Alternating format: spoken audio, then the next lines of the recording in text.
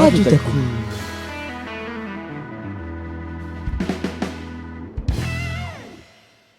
Donc nous sommes avec Koé, animateur radio qui présente depuis quelques années son émission C'est Koé sur Énergie de 15h à 20h. Pour commencer, eh bien, on va discuter avec vous de comment vous avez réussi à devenir animateur. Je voyais dans une interview que vous souhaitiez déjà enfant devenir connu, vous allez pouvoir me le confirmer. C'était un peu un rêve. Oui, en fait, c'était d'abord bonjour, Bonjour, oui. les gars. C'était moi, j'avais juste envie d'être connu au début, je savais pas comment, et la radio, enfin, c'est comme tous les gamins, t'as plein de gamins qui veulent être connus, mais c'est pas un métier. Oui. Mais je savais pas trop comment, et puis je me suis dit à un moment donné, la scène, c'était compliqué et tout. J'habitais une petite ville, et en fait, je suis devenu très très vite fou de radio. Ouais. Quand j'avais 10-11 ans, vraiment fou de radio, et j'ai pu commencer quand j'avais 13 ans. Et comment vous êtes arrivé en fait dans le monde de la radio et sur Énergie? Waouh, alors j'ai fait des tonnes de radio avant Énergie, mais j'ai commencé par un truc qui est très formateur, qui est les radios locales, quoi. Aujourd'hui, Ok. c'est les web radios. Voilà, aujourd'hui, le truc, c'est un peu déplacé, mais aujourd'hui, c'est ça. Le principe, c'est d'apprendre, d'être pas très bon au début, Hmm.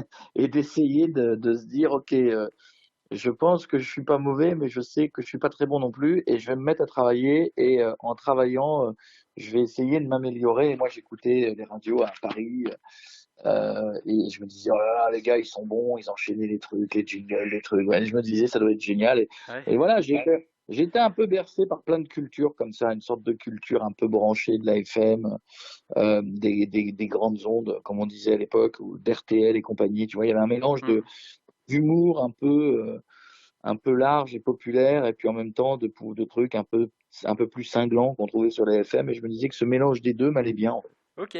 Et quel type en fait d'étudiant vous étiez? Vous étiez plutôt celui qui est studio ou plutôt celui qui est au fond de la classe et qui fait rigoler la galerie? Ah non, non, je faisais pas rigoler la galerie. Moi, les gens qui font rire la galerie en cours, ils m'ont toujours fatigué. Ah, Je trouve qu'il y a une place pour tout. Tu sais, c'est comme les humoristes qui sont très drôles à table. T'as envie de leur dire, soit drôle sur scène ouais.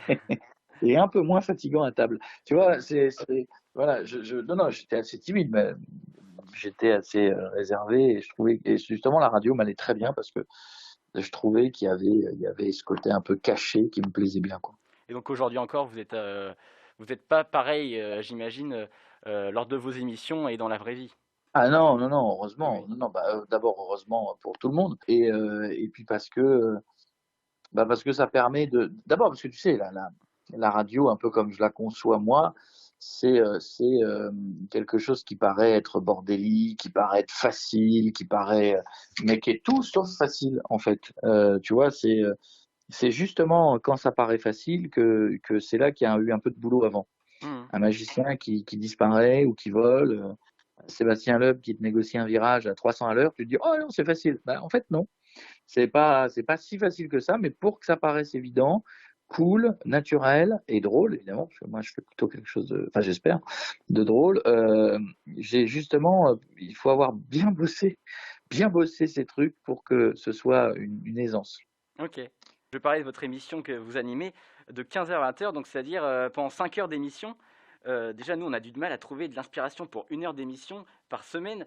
Alors, comment c'est possible pour remplir une grille de 5 heures? Écoute, il y a deux trucs. La première, c'est que d'abord, j'ai une équipe, j'ai des auteurs qui bossent Ouais. super bien, j'ai des gens qui me donnent plein d'idées, j'ai plein d'idées également, et, euh, et entre guillemets, je suis jamais à poil, c'est-à-dire j'ai toujours un contenu sous la main. Après, on est fait comme ça, tu vois, moi tu peux me faire parler, tu me dis n'importe quel sujet, je vais trouver un truc, et je peux parler pendant 1 heure de choses de la vie. Et c'est pour ça finalement que moi, ça a été assez facile d'écrire des spectacles, parce que les spectacles, si ça tenait qu'à moi, les one man, ils feraient 5 heures, parce que j'ai tellement de trucs à raconter.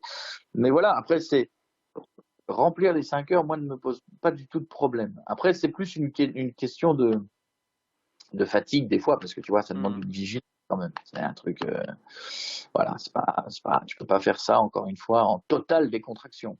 Ok. Et donc pendant vos émissions, en fait, quelle est un peu votre technique pour retenir l'attention? Parce que c'est vrai que c'est pas facile de retenir pendant autant de temps des auditeurs qui ne restent pas forcément tout le temps, mais comment vous faites pour essayer de retenir l'attention des auditeurs? Écoute, en fait, l'idée, elle est que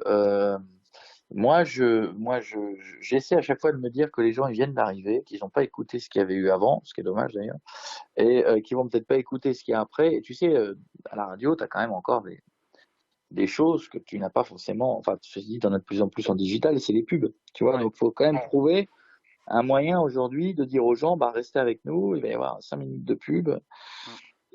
Et déjà, tu mens sur le timing, hein, tu dis dans 3 minutes alors que c'est 6. Si tu dis je reviens dans 6 minutes, personne n'est là. Oui, comme Mais la fameuse phrase, je reviens dans 2 secondes, quoi. ah bah oui, non, non, mais voilà, moi c'est toujours 3 minutes, hein. Si tu écoutes mes émissions, tu verras, c'est toujours 3 minutes, alors que c'est jamais 3 minutes. Mais voilà, faut que tu leur donnes envie de rester, faut que tu leur dises que ça va être énorme, faut que tu leur dises que s'ils partent, ils vont rater un truc. Et surtout, quand tu construis une émission, faut construire chaque jour une émission différente, euh, où chaque jour, tu te dis, euh, il faut que j'aille chercher les gens, il faut que les gens viennent m'écouter aujourd'hui, sinon ils vont rater un truc. Ok. Et sinon, le reste du temps, en dehors de ces temps de diffusion, quel est votre emploi du temps? Bah, tu vois, là, je suis au bureau Ouais. et je gère les émissions, je gère le digital parce que on a à peu près 11 millions d'abonnés, tu vois, donc il faut quand même aller chercher ces gens. Et, euh, donc, tu vois, c'est te dire qu'est-ce qu'on fait comme vidéo, quand est-ce qu'on la met, c'est les équipes digitales, c'est les monteurs, c'est de bosser avec les régies parce que parfois tu fabriques des vidéos sponsorisées ou parfois les clients te demandent, et puis c'est tous les autres projets qui vont autour de ça, qui sont les évolutions de demain, parce que j'ai toujours des trucs que j'ai envie de créer. Mais voilà, franchement, je te jure, c'est un énorme boulot là où les gens croient que c'est très très cool. Ouais. Et vous parliez du digital, vous étiez le premier à avoir diffusé vos émissions sur YouTube. Aujourd'hui, elles sont en live sur Twitch et en fait avoir un peu réinventé la radio pour plaire à des auditeurs de plus en plus branchés sur les réseaux sociaux avec le digital. Ce sont aussi les thèmes de la journée mondiale de la radio, l'innovation et l'évolution. Maintenant, comment pensez-vous que la radio va évoluer dans les prochaines années? Oh, je crois elle a déjà bien évolué, elle a déjà, mais elle va évoluer encore. Maintenant, on regarde les images. C'est normal pour les gens, tu vois, chez nous, de se basculer sur Twitch à 18 Hmm. heures, d'aller voir, d'aller reconsommer. Nous, on a des séquences, si tu veux, de la radio. On sait très bien qu'elles ont des durées de vie parfois beaucoup plus longues, parce qu'un sketch va pouvoir être sorti, va pouvoir être mis sur YouTube, il va avoir une durée de vie de 15 ans, et puis sur Insta, il va avoir une durée de vie d'une journée, et puis sur TikTok, on sait tous que bah, il vaut mieux pas mettre d'extrait de radio, parce que sur TikTok, tu sais, dès que t'es c'est comme Twitch d'ailleurs, quand tu es dans un environnement trop professionnel, ça n'amuse pas les gens, ils viennent pas là pour ça. Donc tu vois, c'est une vraie réflexion à chaque fois avec les équipes de se dire qu'est-ce qu'on peut faire, qu'est-ce qu'on peut faire pour les étonner à chaque fois. Voilà. Ok. Alors, on va terminer avec une petite question. Si vous deviez arrêter la radio, ce que l'on vous ne souhaite pas, mais quel métier feriez-vous? Ouais, je sais pas, ce serait toujours dans la com, Ouais. mais peut-être plus derrière. De toute façon, il y a un jour, je vais passer un peu plus derrière, et un jour, je vais ralentir le rythme des 5 heures par jour, et je vais basculer un peu plus en off, quoi. Ouais. Ça ne veut pas dire que j'en ferai plus, parce que ça m'amuse toujours, mais j'en ferai moins fréquemment, et puis je me mettrai plus en off, à diriger, à coacher, à mettre en avant, peut-être un jour à ouvrir une école, tu vois, Ah c'est un ouais. truc aujourd'hui, ouais, c'est un truc qui n'existe pas. Il n'y a pas d'école aujourd'hui de la radio moderne. Il y a Oui, des oui, vieilles c'est écoles vrai. Mm. où il y a des écoles du digital, mais l'école du digital, ça veut dire tout et n'importe quoi. On t'apprend à être community manager, enfin, tu vois, c'est un peu très vague. Mais je pense qu'une radio, une école de la radio et des nouveaux moyens de communication, c'est un truc qui n'existe pas encore réellement, en tout cas de façon sérieuse. Ok. Eh bien, merci beaucoup d'avoir été avec nous. Alors... Radio Taku.